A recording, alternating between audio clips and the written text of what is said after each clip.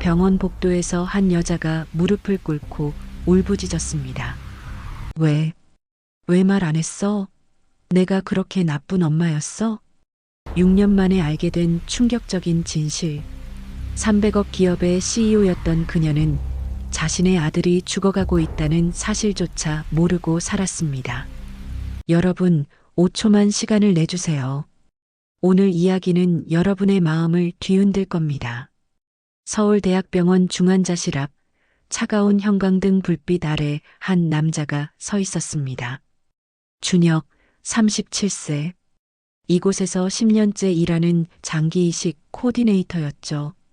그의 손에는 한 환자의 차트가 들려 있었습니다.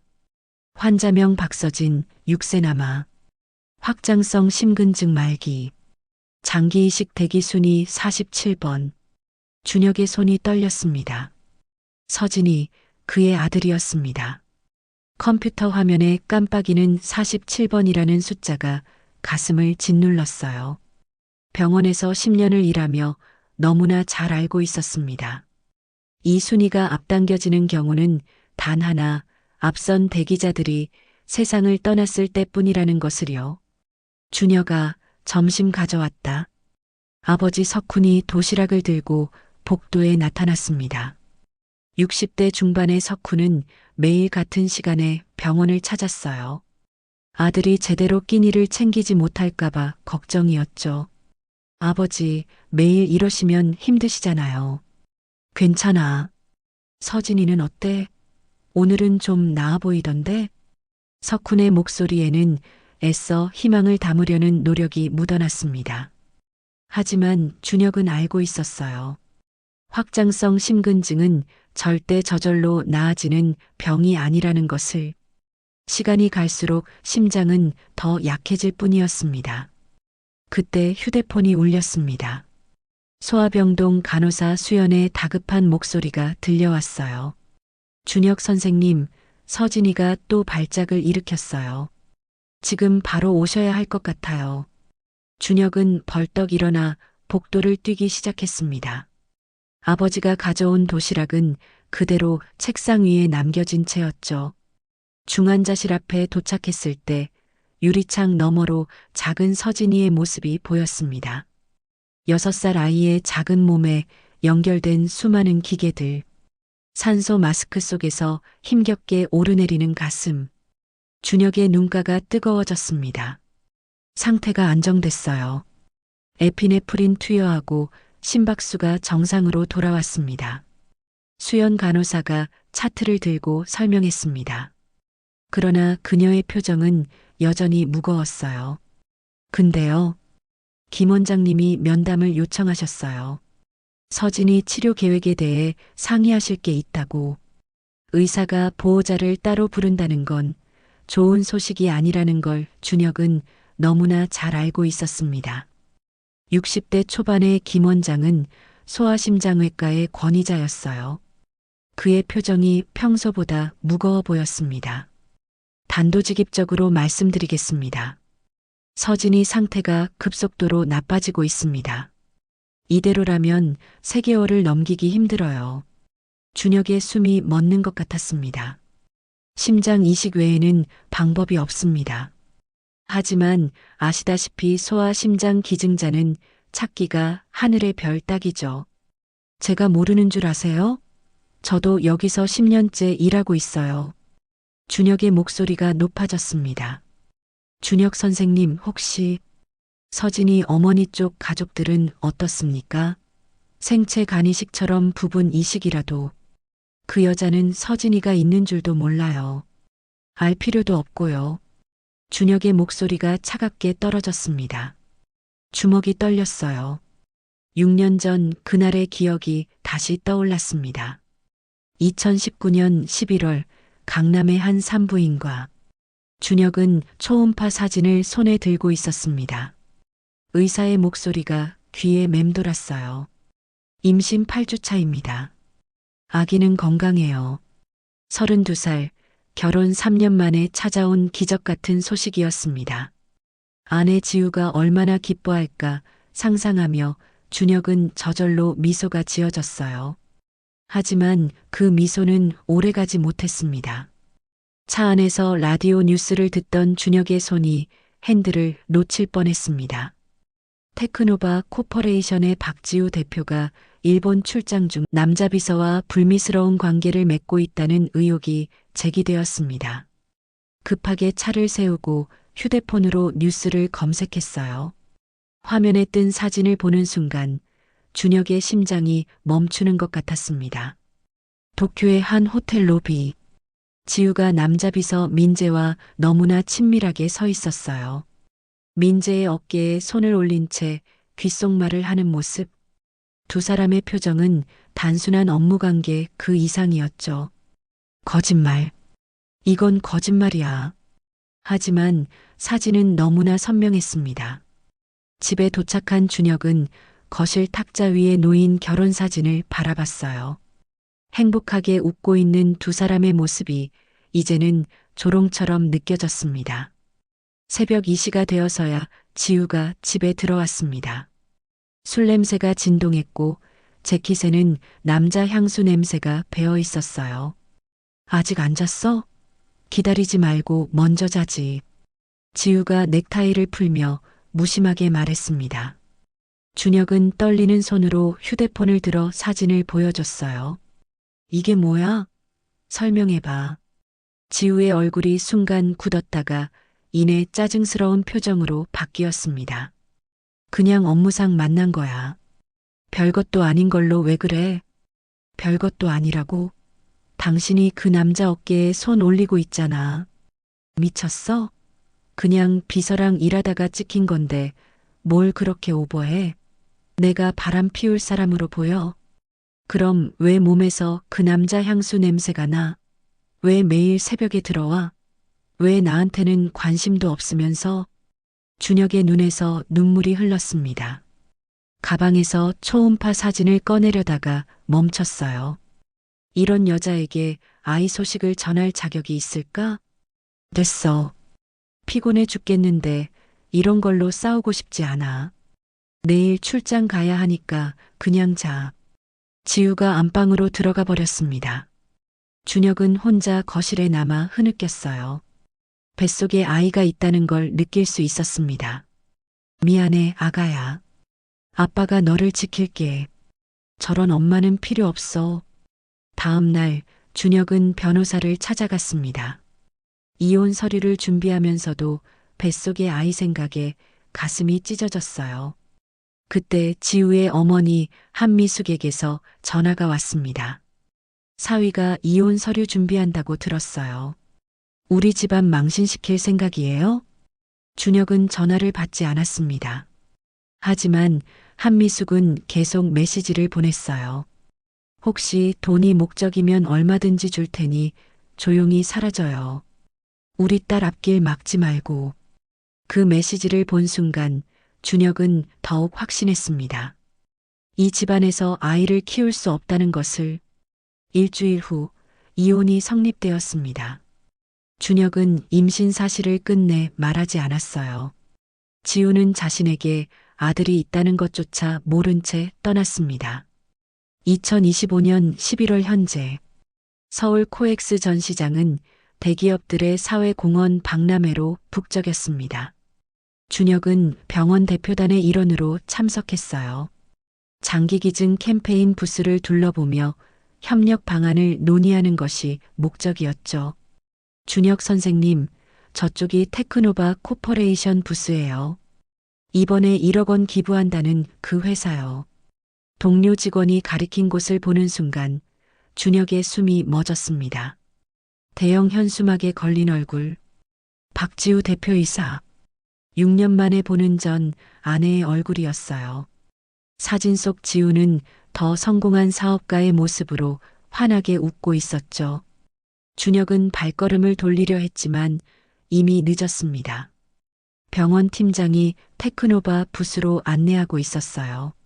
안녕하세요. 서울대학병원에서 왔습니다. 팀장이 인사를 하는 순간 지우의 시선이 준혁에게 닿았습니다. 그녀의 얼굴에 놀라움이 스쳤어요. 아, 네, 환영합니다. 저희 회사도 생명 나눔에 큰 관심이 있어서요. 지우가 형식적인 인사를 이어갔습니다. 우리 준혁 선생님이 장기 이식 코디네이터세요. 이 분야 전문가시죠. 지우와 준혁의 눈이 마주쳤습니다. 시간이 멈춘 것 같았어요. 오랜만이네요, 박 선생님. 지우가 먼저 입을 열었습니다. 네, 오랜만입니다. 박 대표님. 차가운 호칭이 입에서 떨어졌습니다. 두 분이 아는 사이셨어요? 팀장의 질문에 지우가 먼저 대답했습니다. 대학 때 잠깐 알았던 사이입니다. 오래전 일이죠. 잠깐 알았던 사이. 그 말에 준혁의 가슴이 찢어지는 것 같았어요. 3년의 결혼 생활이, 뱃속에서 자란 아이가, 모든 것이 그녀에게는 그저 잠깐이었던 걸까요? 전시장 내 카페에서 준혁과 지우가 마주 앉았습니다. 잘 지냈어? 병원에서 일한다니 의외네. 당신이 알 필요 없는 일이에요. 그냥 캠페인 얘기나 하죠. 준혁의 목소리는 얼음처럼 차가웠습니다. 준혁아, 우리가 이렇게 만난 것도 인연인데. 인연? 당신이 그 단어를 입에 올려요? 민재 씨랑은 잘 지내시나 보네요. 결혼했어요? 준혁의 날카로운 질문에 지우의 표정이 굳었습니다. 그건 오해였어. 민재랑은 아무 일도 없었고 지금은 회사도 그만뒀어. 이제 와서 그런 변명이 무슨 소용이에요? 준혁이 일어서려 하자 지우가 급하게 물었습니다. 혹시 재혼했어? 그 질문에 준혁은 잠시 멈췄습니다. 서진이 생각이 났어요. 엄마 없이 자라는 아들, 심장병으로 죽어가는 아들. 그것도 당신이 알 바 아니에요. 그때 휴대폰이 울렸습니다. 수연 간호사였어요. 선생님, 서진이가 또 위급해요. 지금 당장 오셔야 해요. 준혁의 얼굴이 하얗게 질렸습니다. 가야 해요. 다리에 힘이 풀려 휘청거렸어요. 지우가 준혁을 붙잡아 의자에 앉혔습니다. 어디가 아픈 거야? 병원 가자. 내 차로 태워다 줄게. 필요 없어요. 하지만 준혁은 일어설 수가 없었습니다. 서진이가 위급하다는 생각에 온몸이 마비된 것 같았어요. 지우가 준혁을 부축해 일으켰습니다. 고집 부리지 마. 이럴 때는 도움을 받아야 해. 지우의 팔에 의지에 걸으면서도 준혁은 계속 중얼거렸습니다. 우리 서진이, 제발 아무 일 없어야 하는데. 지우가 준혁을 보며 물었습니다. 서진이? 그게 누구야? 준혁은 대답하지 않았습니다. 하지만 지우는 이미 눈치챈 것 같았어요. 지우의 검은색 벤틀리가 병원 응급실 앞에 멈춰 섰습니다. 준혁은 차에서 내리자마자 뛰기 시작했어요. 6층 소아 중환자실. 문이 열리자마자 준혁은 뛰어나갔어요. 중환자실 앞에는 아버지 석훈이 서 있었습니다. 준혁아, 서진이가 심장이 너무 약해졌대. ECMO를 달았어. 준혁의 다리가 풀렸습니다. ECMO, 최외막 산소 공급 장치. 심장이 제 기능을 못할 때 쓰는 최후의 수단이었죠. 그때 지우가 다가왔습니다. 석훈이 놀란 눈으로 지우를 바라봤어요. 지우 씨, 어떻게 여기에? 아버님, 오랜만입니다. 준혁이 급한 일이 있다고 해서 태워다 줬어요.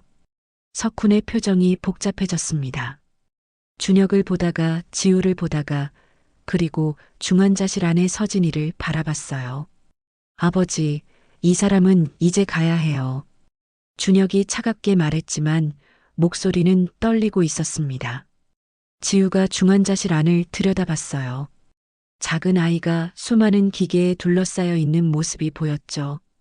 저 아이가, 준혁, 내 아들이야? 지우의 물음에 준혁은 입술을 깨물었습니다.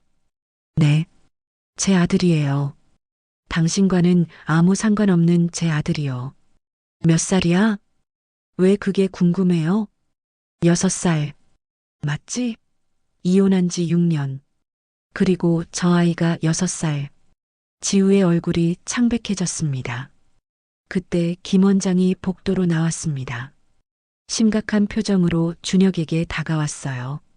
준혁 선생님, 잠깐 말씀 좀 드릴게요. 준혁이 김 원장을 따라가려 하자 지우도 따라왔습니다. 혹시 서진이 어머니신가요? 김 원장의 질문에 모두가 얼어붙었습니다. 아니에요. 그냥 아는 사람이에요. 준혁이 급하게 대답했지만 김 원장은 고개를 끄덕이며 말을 이었습니다. 서진이 상태가 매우 위급합니다.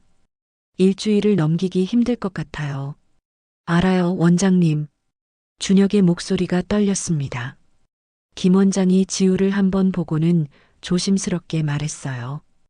혹시라도 가족 중에 만약의 경우를 대비해서라도. 김 원장이 자리를 떠난 후 복도에는 무거운 침묵이 흘렀습니다. 준혁아, 저 아이가 내 아들 맞지? 왜 말 안 했어? 지우의 목소리가 떨렸습니다. 당신 아들 아니에요. 당신은 그때 애가 없어서 다행이라고 했잖아요. 기억 안 나요? 준혁의 눈에서 눈물이 흘렀습니다. 당신이 뭔데 이제 와서 엄마 행세를 하려고 해요? 그 애는 당신 없이도 잘 자랐어요. 잘 자랐다고? 저 안에서 죽어가고 있잖아. 지우의 목소리가 높아졌습니다. 석훈이 두 사람을 말렸어요. 그만해요. 여기는 병원이에요. 복도에 홀로 남은 지우는 중환자실 유리창 앞에 섰습니다. 서진이의 작은 몸에 연결된 수많은 기계들.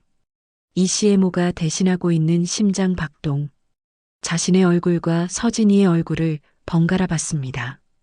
똑같은 눈매, 똑같은 코, 심지어 잠든 모습의 표정까지 닮아 있었어요. 어떻게 이걸 몰랐을까? 그때 엘리베이터에서 한 여자가 내렸습니다. 지우의 어머니 한미숙이었어요.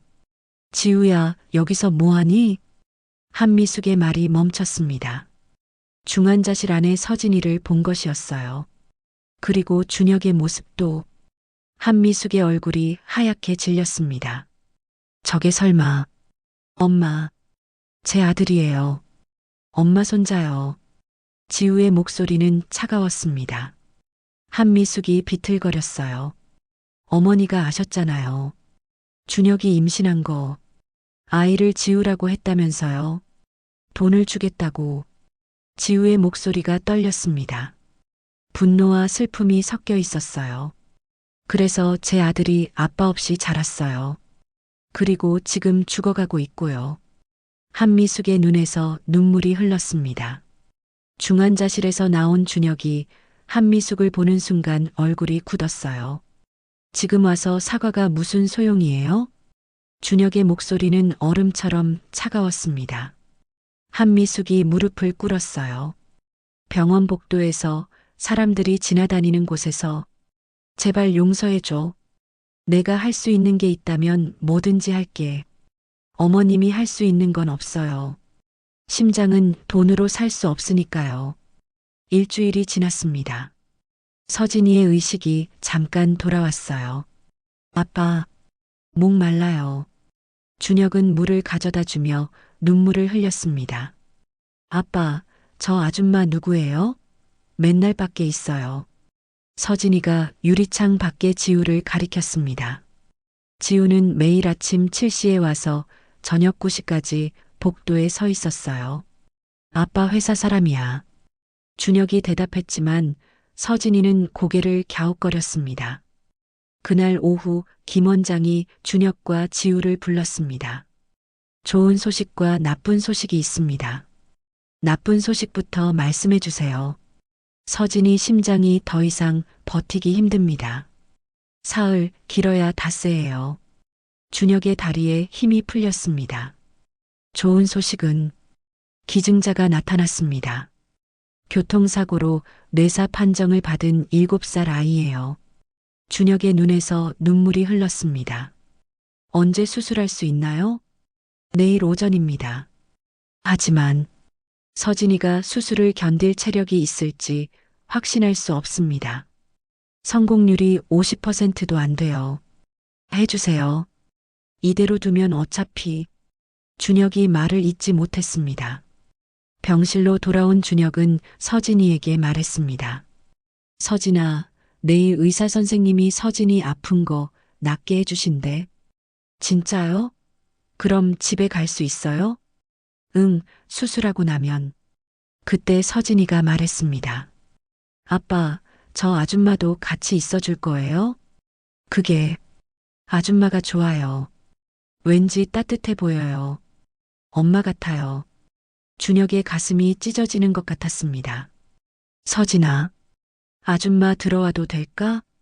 서진이가 고개를 끄덕였어요. 준혁은 문을 열었습니다. 들어오세요. 지우가 조심스럽게 병실로 들어왔습니다. 안녕, 서진아. 안녕하세요, 아줌마. 서진이가 환하게 웃었습니다. 서진아, 아줌마가 내일 수술할 때 같이 있어줄게. 무서워하지 마. 정말요? 약속해요. 서진이가 새끼손가락을 내밀었습니다. 지우가 조심스럽게 새끼손가락을 걸었어요. 아줌마, 혹시 우리 엄마 아니에요?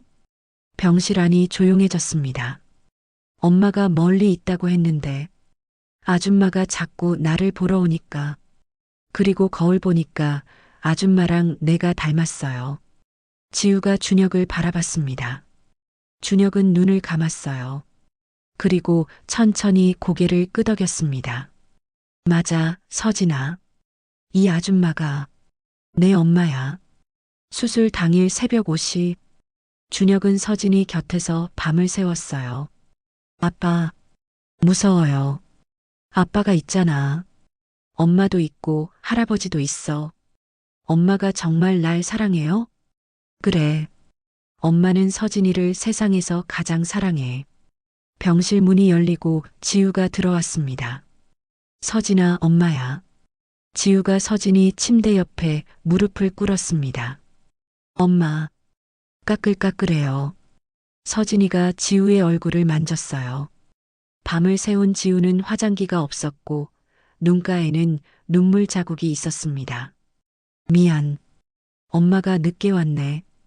괜찮아요. 엄마 냄새가 좋아요. 따뜻해요.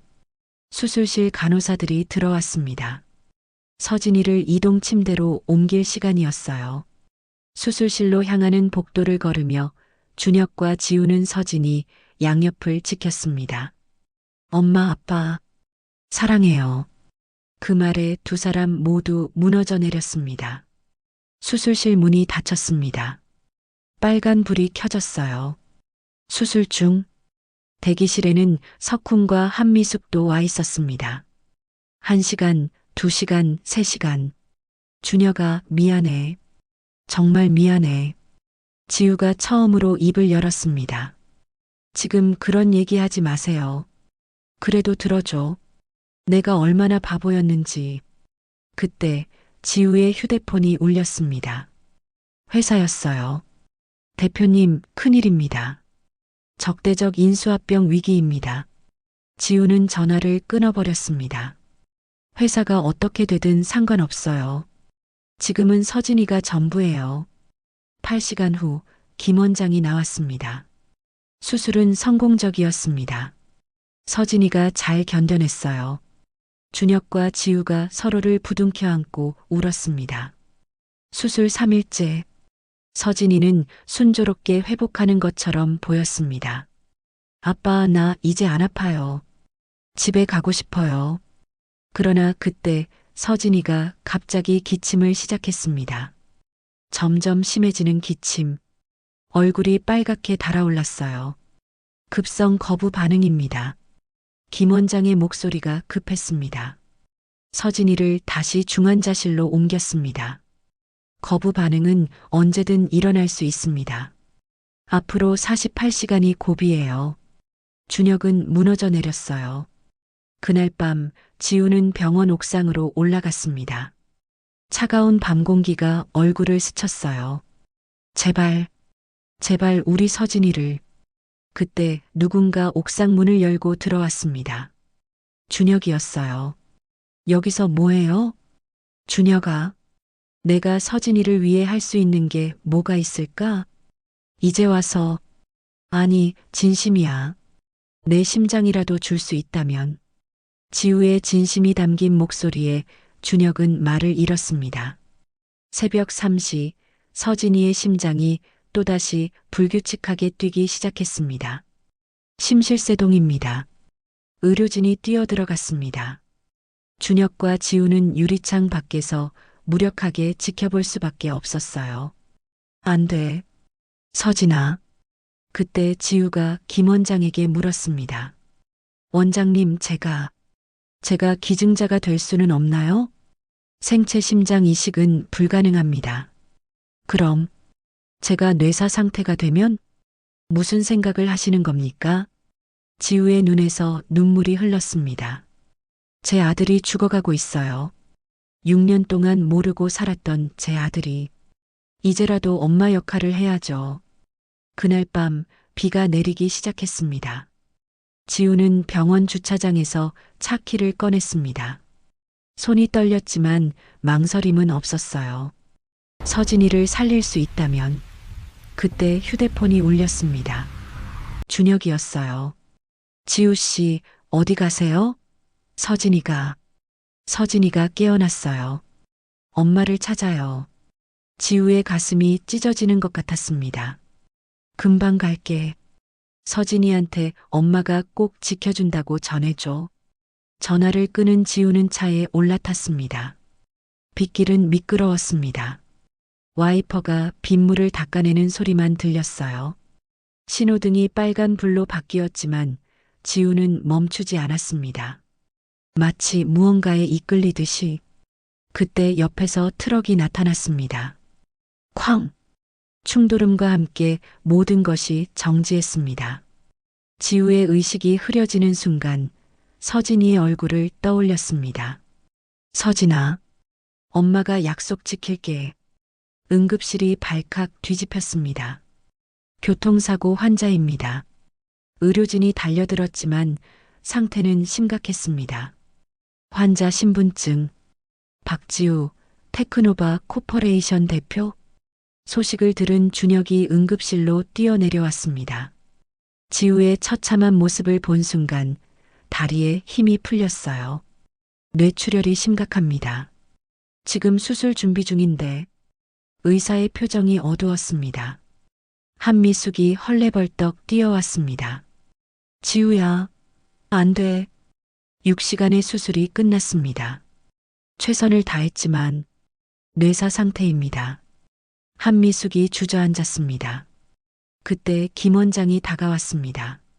어려운 말씀을 드려야 할 것 같습니다. 지우 씨가 병원 오시기 전에 저를 찾아오셨어요. 장기기증 의사를 밝히셨습니다. 뭐라고요? 준혁이 놀란 눈으로 김 원장을 바라봤습니다. 서진이를 위해서라면 뭐든 하겠다고. 심지어 본인의 심장이라도 주고 싶다고. 한미숙의 눈에서 눈물이 흘렀습니다. 지금 서진이 상태로는 오늘 밤을 넘기기 힘듭니다. 그리고 지우 씨의 심장은 서진이와 완벽하게 맞습니다. 어머님, 결정을 하셔야 합니다. 한미숙이 떨리는 손으로 얼굴을 감쌌습니다. 준혁아. 한미숙이 준혁을 바라봤습니다. 이게 지우가 원한 거겠지? 서진이를 살리는 게. 준혁은 대답할 수 없었습니다. 해주세요. 수술해주세요. 한미숙이 결정을 내렸습니다. 떨리는 손으로 장기기증 동의서에 서명했어요. 지우야, 미안해. 엄마가 너를 보내야 해. 수술실, 새벽 6시, 두 개의 수술이 동시에 진행되고 있었습니다. 한쪽에서는 지우의 심장을 적출하고 다른 쪽에서는 서진이의 병든 심장을 제거하고 있었어요. 생과 사의 교차점에서 어머니와 아들이 마지막으로 함께하는 순간이었죠. 준혁은 복도에서 무릎을 꿇고 있었습니다. 제발. 석훈이 아들을 일으켜 세웠습니다. 준혁아, 지우가 선택한 거야. 엄마로서 마지막으로 해줄 수 있는 일을. 48시간 후 김 원장이 나왔습니다. 성공했습니다. 서진이가 새 심장을 잘 받아들이고 있어요. 준혁이 주저앉았습니다. 지우 씨는 오전 5시 30분 영면하셨습니다. 마지막까지 심장은 강하게 뛰었어요. 중환자실로 옮겨진 서진이를 보러 갔습니다. 작은 가슴이 규칙적으로 오르내리고 있었어요. 저 심장이 지우 씨 심장이에요. 준혁이 믿기지 않는다는 듯 물었습니다. 네. 이제 서진이 심장입니다. 어머니가 아들에게 준 마지막 선물이죠.